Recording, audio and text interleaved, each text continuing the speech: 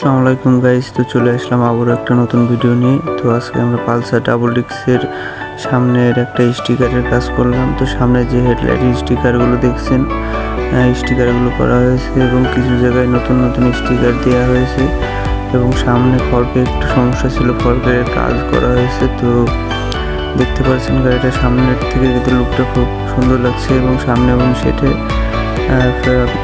একটা বাংলাদেশের স্টিকার লাগিয়ে দিলাম, খুব সুন্দর লাগছে স্টিকারটা। তো গাড়ির অন্যান্য আদার সাইডের আরও কিছু কাজ ছিল, সেগুলো করে দিলাম। তো গাড়িওয়ালা ভাইটি খুব খুশি হয়েছে তার স্টিকারগুলো দেখে। তো দেখতে থাকুন ভিডিওগুলো।